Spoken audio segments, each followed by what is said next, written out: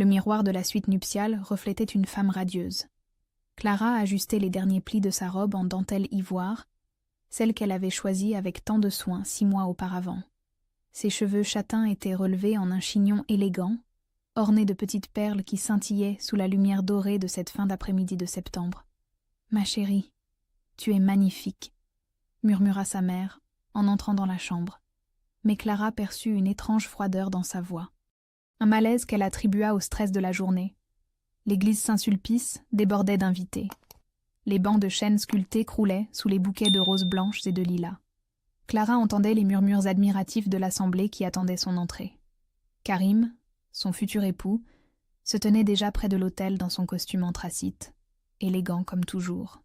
Ils s'étaient rencontrés il y a 2 ans dans cette même librairie où elle travaillait maintenant. Un coup de foudre mutuel qui avait résisté à toutes les réticences subtiles de sa famille. Le moment tant attendu arriva. Clara se dirigea vers le bras de son père, le cœur battant d'émotion. Mais quand elle posa sa main gantée sur son coude, il se raidit. Papa, son père, homme d'affaires respecté de 62 ans, la regarda avec une expression qu'elle ne lui avait jamais vue. Un mélange de dégoût et de mépris qui la glaça.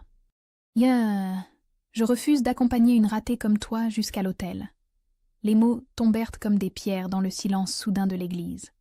Clara sentit ses jambes fléchir. Autour d'elle, 300 invités retinrent leur souffle. Elle chercha le regard de sa mère, mais celle-ci détourna les yeux, visiblement embarrassée. « Tu nous as toujours déçus, Clara. Tu n'as jamais été à la hauteur de nos attentes. Je ne peux pas feindre la fierté aujourd'hui. » L'humiliation était totale. Clara resta figée quelques secondes, qui lui parurent des heures, sentant sur elle le poids de tous ses regards. Certains exprimaient la pitié, d'autres une curiosité malsaine. Elle entendit des chuchotements étouffés, des « mon Dieu » scandalisés.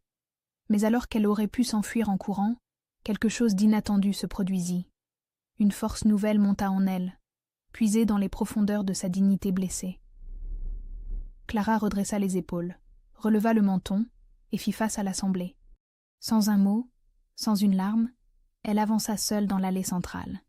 Ses talons claquaient sur le dallage de pierre, avec une assurance qu'elle ne se connaissait pas. Chaque pas résonnait comme une déclaration. « Je vaux mieux que votre mépris. » Karim l'attendait, visiblement troublé par la scène qu'il venait de voir. Quand elle arriva à sa hauteur, il lui tendit la main avec une tendresse protectrice. Mais Clara remarqua une gêne dans ses yeux, une hésitation qu'elle n'avait jamais perçue auparavant. La cérémonie se déroula dans un silence pesant. Les vœux furent échangés avec solennité, mais l'atmosphère restait tendue. Clara prononça son « oui » avec une détermination farouche, comme si elle scellait bien plus qu'une union. Elle venait de se promettre à elle-même de ne plus jamais subir une telle humiliation. Lorsque le prêtre les déclara unis par les liens du mariage, les applaudissements furent polis, mais contraints. Clara sourit, mais son regard avait changé.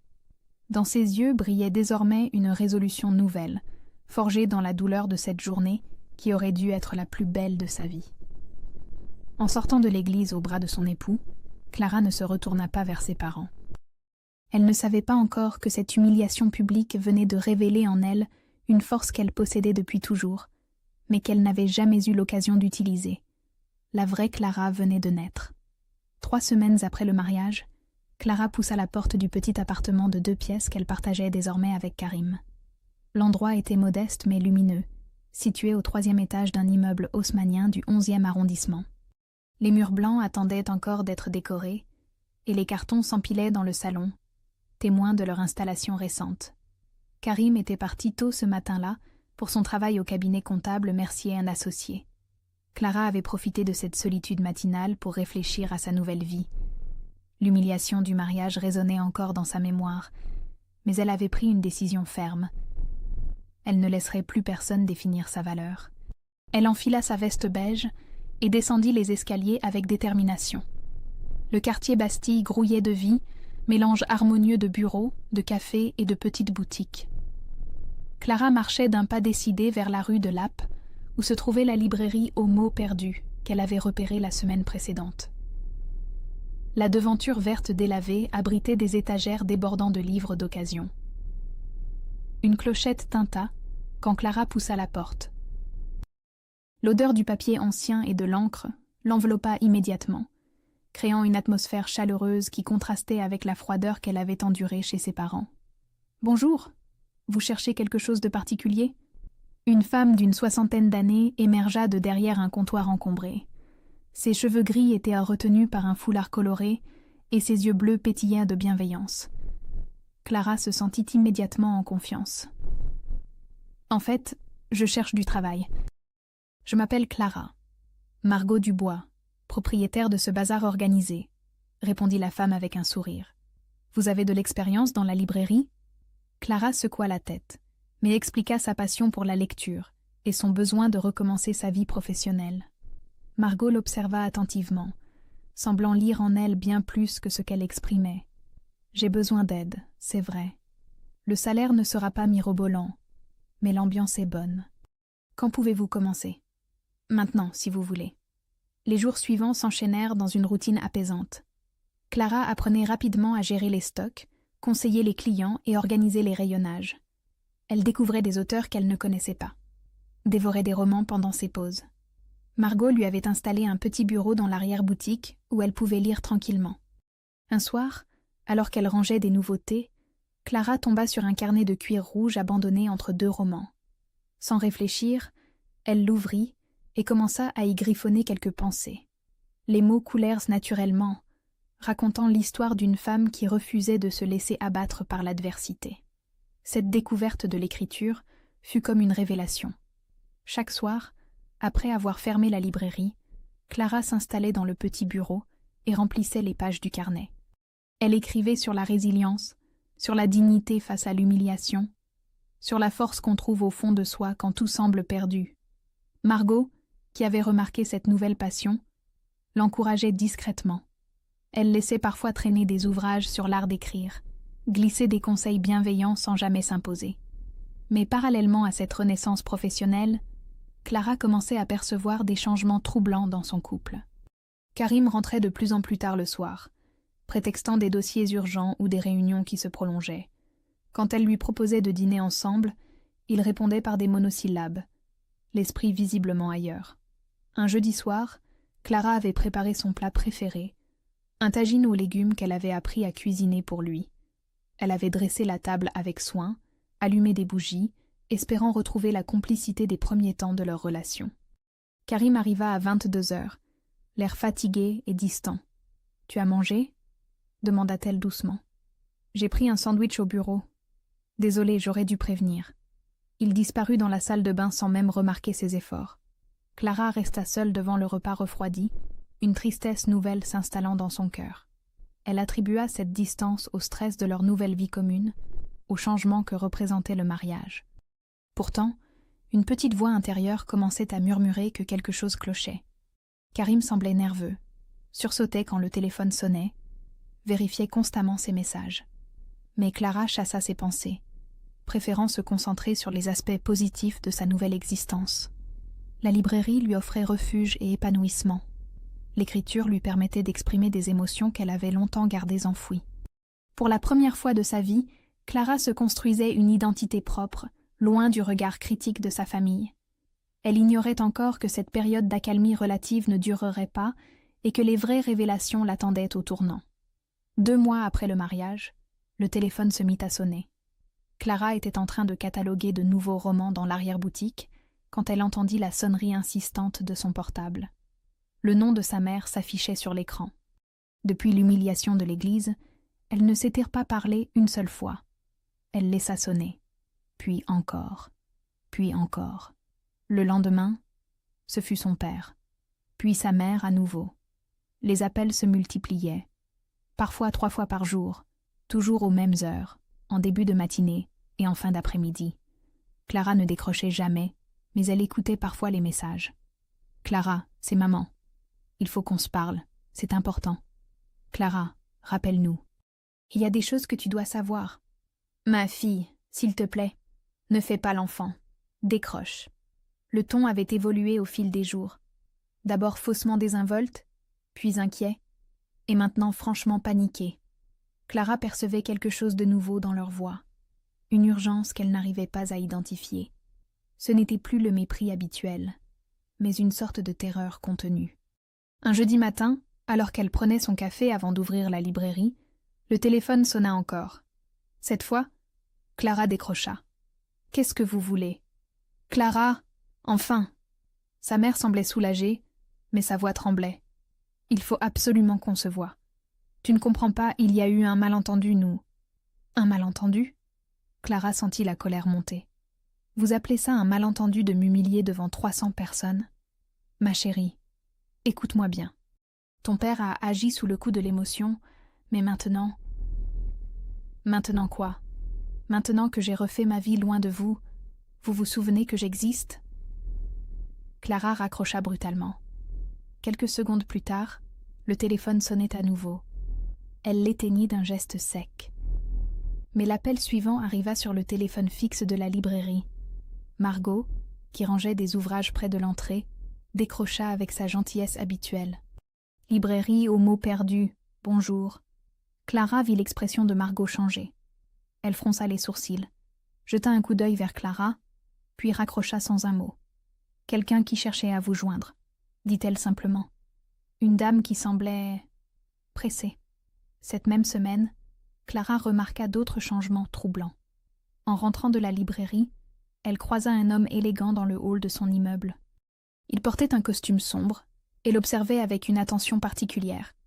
Quand leurs regards se croisèrent, il détourna rapidement les yeux et sortit précipitamment. Le lendemain, elle le revit près de la bouche de métro.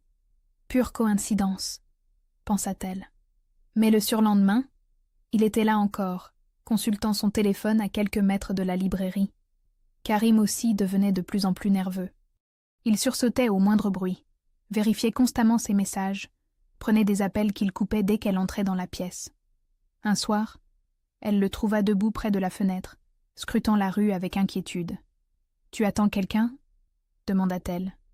Il se retourna brusquement, l'air coupable. « Non, non. Je regardais juste. La météo. Il va pleuvoir. » Le ciel était parfaitement dégagé. Cette accumulation de signes étranges créait une atmosphère pesante. Clara sentait qu'elle était au centre de quelque chose qu'elle ne comprenait pas, comme si des forces invisibles s'agitaient autour d'elle. Le vendredi soir, n'y tenant plus, elle rappela sa mère. Dès la première sonnerie, celle-ci décrocha. « Clara ! Mon Dieu, enfin ! J'ai une seule chose à vous dire, » coupa Clara d'une voix glaciale. « Vous n'existez plus pour moi. Plus jamais. Arrêtez de m'appeler. Arrêtez de me chercher. Je ne veux plus rien avoir à faire avec vous. » Le silence qui suivit fut assourdissant. Puis sa mère murmura quelque chose d'inattendu. « Tu ne sais pas ce que tu fais, Clara. Tu ne sais pas qui tu es vraiment. » Qu'est-ce que vous voulez dire ? Mais la ligne était déjà coupée. Cette nuit-là, Clara ne parvint pas à dormir. La phrase de sa mère résonnait dans sa tête comme un écho troublant. Qu'avait-elle voulu dire par « Tu ne sais pas qui tu es vraiment » ? Pourquoi cette panique soudaine après 2 mois de silence total ? Allongée dans le lit, écoutant la respiration irrégulière de Karim à ses côtés, Clara sentit qu'elle se trouvait à un tournant de sa vie. Quelque chose de considérable était sur le point de se révéler, quelque chose qui changerait tout ce qu'elle croyait savoir sur elle-même. Dans l'obscurité de la chambre, elle prit une résolution. Elle découvrirait la vérité, quoi qu'il en coûte. Le lundi matin suivant, Margot accueillit Clara avec un air préoccupé. Elle tournait autour du pot depuis l'ouverture, rangeant les mêmes livres plusieurs fois, évitant le regard de sa jeune employée. « Margot, qu'est-ce qui ne va pas ?» La libraire posa son plumeau et se tourna vers Clara, visiblement mal à l'aise. « Vendredi après-midi, après votre départ, un homme est venu poser des questions sur vous. Un homme très élégant, costume coûteux, manières raffinées. Il voulait savoir depuis quand vous travailliez ici, quels étaient vos horaires, si vous receviez du courrier à la librairie. » Clara sentit son sang se glacer. L'homme qu'elle avait aperçu près de son immeuble. « Qu'est-ce que vous lui avez dit ?»« Rien, bien sûr. J'ai prétendu que vous étiez une simple cliente. Mais Clara, cet homme, il connaissait votre nom de famille.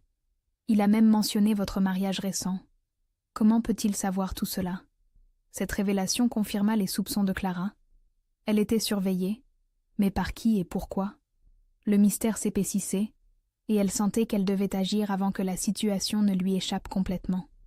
Le soir même, elle décida de fouiller discrètement dans les affaires de Karim. Elle attendit qu'il prenne sa douche habituelle pour explorer sa mallette de travail, qu'il laissait toujours sur le secrétaire du salon. Entre les dossiers comptables et les factures clients, Clara découvrit une chemise qu'elle n'avait jamais vue auparavant. À l'intérieur, des documents qui la laissèrent perplexe, des copies d'actes notariés datant de plusieurs décennies, des correspondances officielles, et surtout, un nom qui revenait constamment. Éloise Marchand, sa grand-mère maternelle, décédée quand Clara avait 8 ans. Une femme dont ses parents ne parlaient jamais, comme si elle n'avait jamais existé. Clara n'avait conservé d'elle que quelques souvenirs flous. Une dame aux cheveux blancs, qui sentait la lavande et qui lui racontait des histoires extraordinaires de résistants pendant la guerre. Mais pourquoi Karim possédait-il des documents concernant sa grand-mère? Et pourquoi avait-il caché leur existence? Clara photographia rapidement les documents avec son téléphone, puis remit tout en place. Quand Karim sortit de la salle de bain, elle faisait semblant de lire tranquillement sur le canapé. « Tu as passé une bonne journée ?» demanda-t-il en s'approchant pour l'embrasser. « Comme d'habitude, » répondit-elle, s'efforçant de paraître naturelle. Mais elle observa son mari avec des yeux nouveaux. Cet homme qu'elle avait épousé par amour cachait manifestement des aspects importants de sa vie. Ses prétendus retards au bureau, ses appels mystérieux, sa nervosité croissante, tout prenait un sens différent à la lumière de cette découverte. Le lendemain, Clara utilisa sa pause déjeuner pour se rendre aux archives municipales du 4e arrondissement, là où avait vécu sa grand-mère. L'employé, un homme âgé aux lunettes épaisses, l'accueillit avec patience. « Je cherche des informations sur Éloise Marchand, née en 1920, décédée en 2001. » L'homme tapa le nom sur son ordinateur, fronça les sourcils, puis la regarda avec curiosité. « Madame Marchand, oui, nous avons un dossier, mais il est classé avec une mention spéciale. Vous êtes de la famille ? » Sa petite fille. Dans ce cas, il hésita, consulta ses notes. Votre grand-mère était répertoriée comme résistante. Médaille de la Résistance, croix de guerre, un dossier plutôt remarquable pour l'époque. Clara sentit son cœur s'accélérer. Sa grand-mère, une héroïne de guerre, pourquoi ses parents ne lui avaient-ils jamais rien dit? Il y a autre chose, continua l'employé. Après la guerre, elle a été propriétaire de plusieurs biens immobiliers dans le quartier du Marais. Des acquisitions plutôt importantes pour une femme seule à cette époque. Des propriétés? Clara n'en avait jamais entendu parler. Selon ses parents, sa grand-mère était morte sans laisser grand-chose. Juste quelques souvenirs familiaux. Elle repartit des archives avec plus de questions que de réponses, mais une certitude s'imposait. On lui avait menti toute sa vie. Sa famille, et maintenant Karim, lui cachèrent des vérités essentielles sur son propre héritage. Cette nuit-là, allongée dans le lit conjugal, Clara observa le profil endormi de son mari. Qui était vraiment cet homme qu'elle avait épousé? Comment était-il entré en possession de documents sur sa grand-mère? Et surtout, pourquoi avait-il dissimulé leur existence? Les pièces du puzzle commençaient à s'assembler, mais l'image qui se dessinait était loin d'être rassurante. Clara réalisa qu'elle vivait aux côtés d'un inconnu, dans un mariage qui cachait peut-être des motivations bien plus sombres que l'amour qu'elle avait cru partager. La vérité sur sa famille, sur son héritage et sur son mariage semblait à portée de main. Mais Clara pressentait que cette vérité allait bouleverser sa vie de fond en comble. Clara passa la nuit à examiner les photos des documents qu'elle avait trouvés dans la mallette de Karim. À la lumière de sa lampe de chevet, les pièces du puzzle commençaient enfin à s'assembler. Le premier document était un acte notarié de 1999, 2 ans avant la mort de sa grand-mère. Éloise Marchand y léguait l'intégralité de sa fortune à sa petite-fille Clara, alors âgée de 6 ans. Une fortune considérable. 3 immeubles dans le Marais, un compte bancaire en Suisse et une collection d'œuvres d'art acquises pendant les années d'après-guerre. Le deuxième document était une procuration, signée par ses parents, leur donnant le droit d'administrer cet héritage jusqu'à la majorité de Clara. Mais la date de fin de cette procuration était passée depuis 8 ans. Clara aurait dû récupérer ses biens à 18 ans. Elle était millionnaire depuis l'âge de 6 ans, et personne ne le lui avait dit. Le troisième document la glaça d'horreur. C'était un contrat signé 6 mois avant son mariage. Ses parents s'engageaient à verser 50 000 € à Karim Ben Ali contre une seule mission: séduire Clara et l'épouser. L'objectif était clair: contrôler la fortune d'Éloise Marchand à travers un mari manipulé. Clara sentit le monde s'écrouler autour d'elle. L'homme qu'elle aimait, qu'elle avait épousé en croyant à un amour réciproque, avait été payé pour la tromper. Leur rencontre dans la librairie, leur sortie romantique, leur projet d'avenir, tout était faux. Elle referma le téléphone et resta immobile dans le lit, écoutant la respiration paisible de Karim. Cet homme qui dormait à côté d'elle était un étranger. Pire qu'un étranger, un traître payé par sa propre famille. Les humiliations du mariage prenaient maintenant tout leur sens. Ses parents ne la méprisaient pas par cruauté gratuite, mais parce qu'elle représentait un obstacle à leur plan. La ratée qu'ils décrivaient était en réalité l'héritière d'une fortune qu'ils convoitaient depuis des années. Le lendemain matin, Clara se rendit au travail comme si de rien n'était. Mais intérieurement, une transformation profonde s'opérait. La femme naïve et soumise qui avait accepté les humiliations disparaissait, remplacée par quelqu'un de plus dur, de plus déterminé. Margot remarqua immédiatement le changement. « Clara, vous avez l'air différente aujourd'hui. Je commence à comprendre qui je suis vraiment. » L'après-midi, Clara entreprit ses propres recherches. Elle contacta l'étude notariale mentionnée dans les documents et prit rendez-vous avec Maître Rousseau, le notaire qui avait rédigé le testament de sa grand-mère. L'homme, septuagénaire distingué, l'accueillit dans son bureau lambrissé avec une surprise évidente. « Mademoiselle Marchand, ou plutôt Madame... Excusez-moi, je ne connais pas votre nom d'épouse. Madame Ben Ali. Mais appelez-moi Clara. Clara, j'attendais votre visite depuis si longtemps. Vos parents m'ont toujours assuré que vous n'étiez pas prête à connaître l'étendue de votre héritage. Mais maintenant que vous êtes mariée, installée... » Le notaire sortit un épais dossier de son coffre-fort. Votre grand-mère était une femme remarquable. Résistante pendant la guerre, elle a utilisé ses réseaux pour acquérir des biens à des prix avantageux pendant la reconstruction. Une vision extraordinaire. Elle voulait s'assurer que sa petite-fille ne manquerait jamais de rien. Clara découvrit l'ampleur de son héritage. Outre les 3 immeubles parisiens, maintenant évalués à plusieurs millions d'euros, il y avait des comptes bancaires, des placements, et même des parts dans plusieurs entreprises créées par d'anciens résistants. Pourquoi mes parents ont-ils caché tout cela? Maître Rousseau hésita, puis soupira. Votre grand-mère ne faisait pas confiance à votre père. Elle trouvait qu'il avait des vues intéressées sur la famille. C'est pourquoi elle vous a légué directement sa fortune, en excluant vos parents de la succession. Tout devenait limpide. Ses parents s'étaient appropriés illégalement un héritage qui ne leur appartenait pas. Ils avaient orchestré son mariage pour conserver le contrôle de cette fortune. Et Karim était leur complice dans cette machination. Clara sortit de l'étude notariale transformée. Elle n'était plus la jeune femme humiliée de l'église Saint-Sulpice. Elle était l'héritière d'Éloise Marchand, une résistante qui avait survécu à la guerre et bâti un empire. Le sang de cette femme extraordinaire coulait dans ses veines, et elle allait se montrer digne de cet héritage. La vraie bataille ne faisait que commencer. Clara rentra chez elle ce soir-là, avec la ferme intention d'obtenir la vérité de la bouche même de Karim. Elle avait tous les éléments en main, tous les documents qui prouvaient sa culpabilité. Il était temps de mettre fin à cette comédie. Elle trouva son mari dans la cuisine, préparant le dîner comme si de rien n'était. Il lui sourit quand elle entra, de ce sourire charmeur qu'il avait séduite 2 ans auparavant et qui lui paraissait maintenant si faux. « Bonsoir mon cœur. Comment s'est passée ta journée ?» Clara posa son sac sur la table et sortit les photos des documents. Elle les étala devant lui, une par une, observant son visage pâlir progressivement. « Explique-moi ça. » Karim regarda les images, puis releva les yeux vers elle. Pour la première fois depuis leur mariage, Clara vit de la peur dans son regard. Il ouvrit la bouche, la referma, cherchant visiblement ses mots. « Clara, ce n'est pas ce que tu crois. 50 000 € pour m'épouser. » C'est écrit noir sur blanc. Les épaules de Karim s'affaissèrent. Il s'assit lourdement sur une chaise, enfouit son visage dans ses mains. Quand il releva la tête, ses yeux étaient humides. Au début, c'était juste ça. Un contrat. J'avais des dettes.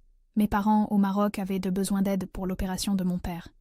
Tes parents m'ont contacté. Ils m'ont proposé cette somme en échange de me mentir, de faire semblant de m'aimer. Oui, sa voix n'était plus qu'un murmure. Mais Clara, il faut que tu saches, au fil du temps, c'est devenu réel. Je suis tombé amoureux de toi pour de vrai. Ce mariage, ces derniers mois ensemble, mes sentiments sont sincères. Clara le regarda avec un mélange de pitié et de dégoût. Même maintenant, pris la main dans le sac, il essayait encore de la manipuler. Tu mens encore. Non, Clara, je te jure que... Tu mens. Sa voix claqua dans la petite cuisine. Si tu m'aimais vraiment, tu m'aurais dit la vérité sur mon héritage. Tu m'aurais aidé à récupérer ce qui m'appartient. Mais non, tu préférais me voir humiliée, exploitée, dépossédée. Karim se leva, fit un pas vers elle, mais Clara recula. Tu ne comprends pas? Tes parents m'ont dit que tu n'étais pas prête, que tu étais fragile, que la vérité te ferait du mal. Ils m'ont convaincue que c'était pour ton bien. Pour mon bien? Clara éclata d'un rire amer. Ils t'ont payé pour que tu deviennes leur marionnette, pour que tu contrôles ma fortune à leur place. Et tu as accepté. Le silence retomba. Karim fixait le sol, incapable de soutenir son regard. Clara réalisa qu'elle éprouvait moins de colère que de déception. Cet homme qu'elle avait aimé n'avait jamais existé. À sa place, se tenait un inconnu lâche et vénal. « Qu'est-ce que tu vas faire maintenant » demanda-t-il finalement. Clara ramassa les photos et les glissa dans son sac. « Je vais récupérer ce qui m'appartient. Je vais faire payer ceux qui m'ont trahi. Tous. Clara, attends. On peut arranger les choses. Je peux t'aider maintenant, je peux... Tu ne peux plus rien pour moi. Tu as fait ton choix il y a 6 mois quand tu as signé ce contrat. » Elle se dirigea vers la porte, puis se retourna une dernière fois. « J'ai été stupide de croire qu'on pouvait m'aimer pour ce que j'étais. Mais je ne le serai plus jamais. » Cette nuit-là, Clara ne rentra pas à l'appartement. Elle prit une chambre dans un petit hôtel près de la librairie et passa la nuit à planifier sa contre-attaque. Elle n'était plus la jeune femme naïve qui avait marché seule vers l'hôtel. Elle était désormais l'héritière d'Éloise Marchand, et elle allait se montrer digne de ce nom. Sa famille l'avait humiliée publiquement, volé son héritage, manipulé sa vie amoureuse. Ils avaient orchestré sa destruction avec un cynisme glacial. Mais ils avaient commis une erreur fatale. Ils l'avaient sous-estimée. Clara sortit son carnet rouge et commença à écrire. Pas une histoire fictive cette fois, mais le récit véridique de sa propre vie. L'histoire d'une femme trahie qui refuse de rester victime. L'histoire d'une vengeance méthodique et implacable. Elle avait maintenant tous les atouts en main. La fortune, la vérité, et surtout, une détermination que rien ne pourrait ébranler. La guerre était déclarée. Dès le lendemain matin, Clara entama sa reconquête. Elle avait passé la nuit à élaborer un plan méticuleux, inspiré par l'esprit stratégique de sa grand-mère résistante. Chaque mouvement devait être calculé, chaque action servir un objectif précis. Sa première étape fut de retourner chez Maître Rousseau avec tous les documents trouvés dans la mallette de Karim. Le vieux notaire examina les preuves avec attention, ses sourcils se fronçant davantage à chaque page. « Madame Ben Ali, ce que vos parents ont fait constitue un détournement d'héritage. C'est un délit grave. Que puis-je faire légalement ? Nous allons engager une procédure de restitution immédiate. Avec ces preuves, le tribunal n'aura d'autre choix que de vous donner raison. Vos parents devront vous rendre l'intégralité de votre patrimoine, plus les intérêts et les revenus générés depuis 8 ans. » Maître Rousseau lui présenta également Maître Delacroix, un avocat spécialisé dans les affaires familiales et les successions complexes. L'homme, la quarantaine dynamique, fut immédiatement séduit par le défi que représentait cette affaire. « Clara, votre cas est exemplaire. Nous allons non seulement récupérer votre héritage, mais aussi demander des dommages et intérêts pour le préjudice moral et financier subi. » Pendant que les procédures légales se mettaient en place, Clara découvrait l'étendue réelle de sa fortune. Les 3 immeubles du Marais avaient triplé de valeur depuis la mort de sa grand-mère. Les placements financiers avaient fructifié. Au total, elle était à la tête d'un patrimoine de près de 8 millions d'euros. Mais Clara ne voulait pas seulement récupérer son argent. Elle voulait que le monde entier connaisse la vérité sur sa famille. L'humiliation publique devait être payée par une humiliation publique. Elle commença donc à écrire son livre, ce récit autobiographique qu'elle avait ébauché dans sa chambre d'hôtel. Chaque soir, après ses journées à la librairie, elle s'installait dans un café et noircissait des pages entières. Elle racontait l'enfance dans une famille dysfonctionnelle, les critiques constantes, l'humiliation du mariage, la découverte de la vérité. Margot, qui avait compris que sa jeune employée traversait une période difficile, lui offrait un soutien discret mais précieux. « Clara, vous savez que vous pouvez compter sur moi. Votre grand-mère venait parfois dans ma librairie, il y a longtemps. C'était une femme extraordinaire. Elle serait fière de vous voir vous battre ainsi. » Cette révélation toucha profondément Clara. Même dans la mort, Éloise Marchand continuait de la guider, de lui envoyer des alliés. Au bout de 3 semaines d'écriture intensive, Clara avait terminé les 2/3 de son manuscrit. Elle contacta alors plusieurs éditeurs parisiens, mais choisit finalement une petite maison d'édition spécialisée dans les témoignages personnels. L'éditrice, Marie Durand, fut immédiatement conquise par la force du récit. « Clara, votre histoire est bouleversante. Elle parle de résilience, de dignité face à l'adversité. C'est exactement le genre de livre dont les lecteurs ont besoin aujourd'hui. » Parallèlement, Clara utilisait ses nouveaux moyens financiers pour mener sa propre enquête. Elle engagea un détective privé pour surveiller ses parents et documenter leur train de vie luxueux, financé par son héritage volé. Les photos et les rapports s'accumulaient. Voyages coûteux, achats somptuaires, investissements risqués avec son argent. Elle découvrit également que Karim avait quitté l'appartement le lendemain de leur confrontation. Il avait donné sa démission au cabinet comptable et semblait avoir disparu. Mais Clara n'éprouvait aucune satisfaction à l'idée de sa fuite. Il faisait partie du passé désormais. 1 mois après avoir quitté le domicile conjugal, Clara reçut l'appel qu'elle attendait. Maître Delacroix avait obtenu une ordonnance de référé. Ses parents devaient immédiatement cesser toute utilisation des biens appartenant à Clara et préparer leur restitution. « Ils vont devoir vendre la villa de Neuilly qu'ils ont achetée avec votre argent », lui annonça l'avocat avec satisfaction. « Leurs comptes bancaires sont gelés en attendant l'audit complet. » Clara sourit pour la première fois depuis des semaines. La justice suivait son cours, mais ce n'était que le début. La vraie satisfaction viendrait avec la publication de son livre et la révélation publique de toute l'affaire. Elle prit rendez-vous avec un journaliste du Figaro, spécialisé dans les enquêtes sur les scandales familiaux. L'homme fut fasciné par son histoire et promit un article détaillé pour accompagner la sortie du livre. Tout se mettait en place pour l'offensive finale. Clara n'était plus dans la défense, elle passait à l'attaque. Et cette fois, elle ne ferait aucun prisonnier. 3 mois plus tard, Clara se tenait devant les miroirs de la suite présidentielle de l'hôtel Plaza Athénée. Elle ajustait sa robe noire élégante, celle qu'elle avait choisie pour le lancement de son livre « Le silence brisé, mémoire d'une héritière trahie ». Ce soir-là marquait l'aboutissement de sa stratégie. Les salons Vendôme de l'hôtel accueillaient 300 invités.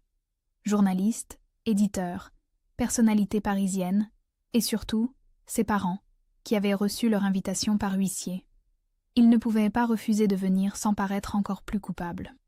L'article du Figaro était sorti le matin même, révélant tous les détails de l'affaire. Le titre ne laissait place à aucune ambiguïté. Scandale dans la bourgeoisie parisienne, des parents volent l'héritage de leur fille. Les réseaux sociaux s'étaient enflammés. L'histoire de Clara touchait un public bien au-delà de ce qu'elle avait imaginé. Clara descendit dans les salons où l'attendait une foule élégante. Elle repéra immédiatement ses parents, debout près du bar, visiblement mal à l'aise. Son père avait vieilli de 10 ans en quelques mois. Sa mère évitait tous les regards, consciente que chaque personne présente connaissait maintenant leur ignominie.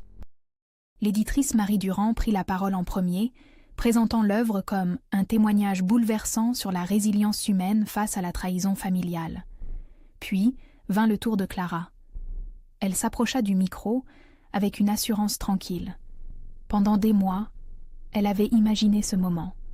Aujourd'hui, elle n'éprouvait ni colère ni nervosité, juste une satisfaction froide et méthodique. Mesdames et messieurs, il y a 6 mois, j'étais une femme brisée. Humiliée le jour de mon mariage par un père qui me qualifiait de ratée, trahie par un mari payé pour m'épouser, dépossédée d'un héritage que ma grand-mère résistante m'avait légué par amour. Un silence absolu régnait dans la salle. Clara aperçut plusieurs journalistes qui prenaient des notes frénétiquement. Aujourd'hui, grâce à la justice française et à la vérité qui finit toujours par éclater, j'ai récupéré mon patrimoine. 8 millions d'euros détournés pendant 8 ans. Mais surtout, j'ai retrouvé ma dignité. Elle marqua une pause, cherchant ses parents du regard. Ils étaient livides, conscients que leur réputation venait de voler en éclats devant tout le gratin parisien. Ce livre n'est pas un règlement de compte. C'est un hommage à toutes les femmes qui refusent de rester victimes. C'est la preuve qu'on peut toujours renaître de ses cendres quand on a la force de ses convictions. Les applaudissements éclatèrent, nourris et sincères. Clara salua l'assemblée et commença la séance de dédicace. Une longue file se forma devant sa table. Pendant qu'elle signait les exemplaires, elle vit ses parents se diriger discrètement vers la sortie. Mais un journaliste de BFM TV les intercepta, micro tendu. Elle ne put entendre leurs réponses, mais leurs visages défaits disaient tout. Vers minuit, quand les derniers invités eurent quitté les lieux, Clara se retrouva seule avec Marie Durand et Margot, qui avaient tenu à assister au triomphe de sa protégée. « Clara, les premières commandes dépassent déjà nos espérances », annonça l'éditrice. « Les libraires nous appellent toute la soirée. Votre histoire touche vraiment les gens. » Margot serra Clara dans ses bras avec émotion. « Éloise aurait été si fière de vous. Vous lui ressemblez tellement. » Mais au moment où Clara savourait sa victoire, Maître Delacroix s'approcha d'elle avec une expression préoccupée. « Clara, j'ai reçu un appel troublant ce soir. Karim souhaite vous rencontrer. Il prétend avoir des révélations importantes à vous faire. Des choses sur votre famille que même vous ignorez. » Clara fronça les sourcils. Karim était sorti de sa vie. Elle ne voulait plus rien avoir à faire avec lui. Mais la curiosité fut plus forte. « Qu'est-ce qu'il peut bien avoir de si important à me dire ? Je ne sais pas. Mais il insiste. Il dit que c'est lié à la véritable raison pour laquelle vos parents vous haïssent tant. » Clara regarda par la fenêtre les lumières de Paris. Elle avait remporté cette bataille, récupéré sa fortune, détruit la réputation de ses parents. Mais peut-être y avait-il encore des secrets à découvrir, des zones d'ombre dans cette histoire déjà si complexe. Elle pensa à sa grand-mère Éloise, à tous les mystères que recelait encore sa vie de résistante. Peut-être que Karim détenait une pièce manquante du puzzle. « Organisez cette rencontre, » dit-elle finalement. « Je veux savoir. » La revanche était accomplie, mais l'histoire n'était peut-être pas terminée.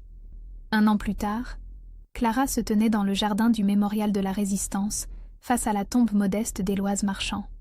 Les roses blanches qu'elle y déposait chaque mois embaumaient l'air printanier. Elle portait une robe bleu clair et souriait avec une sérénité qu'elle n'avait jamais connue auparavant. La rencontre avec Karim, 6 mois plus tôt, avait apporté la dernière pièce manquante de ce puzzle familial. Il lui avait révélé que ses parents avaient découvert, dans les papiers d'Éloise, des documents prouvant que son père n'était pas l'enfant biologique de la résistante. Sa mère l'avait adopté après la guerre, mais il n'avait aucun droit légal sur l'héritage. Cette révélation expliquait sa haine viscérale. Clara incarnait la légitimité qu'il n'avait jamais possédée. Cette découverte avait libéré Clara de ses dernières interrogations. Elle avait compris qu'elle n'était pas responsable de la méchanceté de ses parents, qu'aucun amour filial n'aurait pu combler ce vide existentiel. Elle avait divorcé de Karim sans amertume.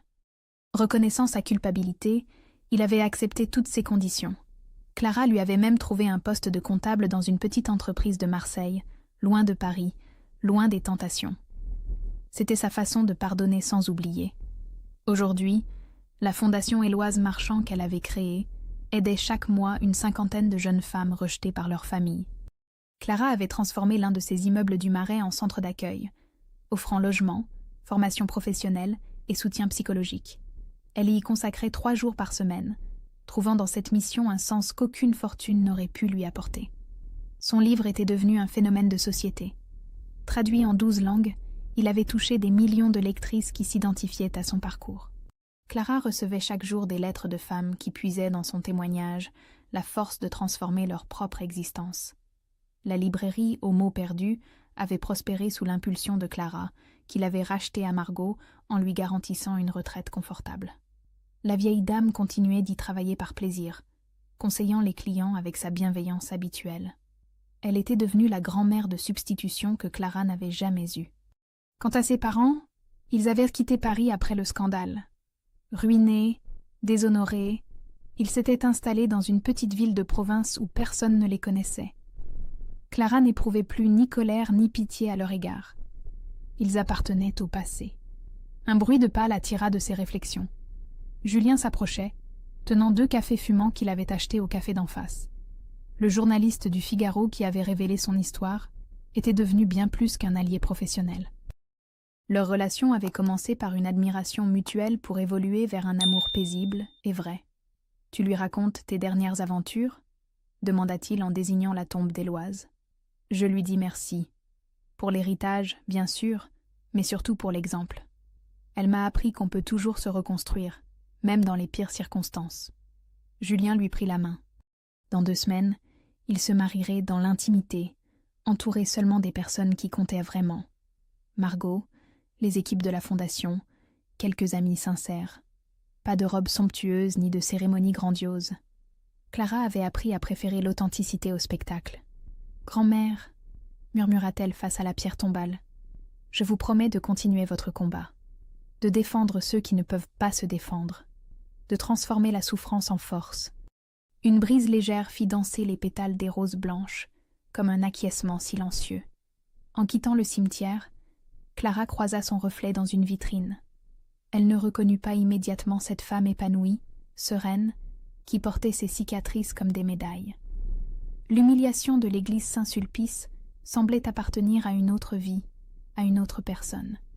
Elle avait découvert une vérité fondamentale. La vraie victoire n'était pas la vengeance, mais la capacité à transformer ses blessures en sagesse. Elle était devenue la femme qu'Éloise Marchand avait rêvé qu'elle soit. Libre, généreuse, insoumise. Le soir tombait sur Paris. Clara et Julien marchaient main dans la main vers leur avenir commun, laissant derrière eux les fantômes du passé. Elle savait qu'elle ne serait plus jamais la même, et c'était exactement ce qu'elle voulait. La petite fille humiliée était morte pour laisser place à une femme accomplie. Clara Marchand avait enfin trouvé sa place dans le monde,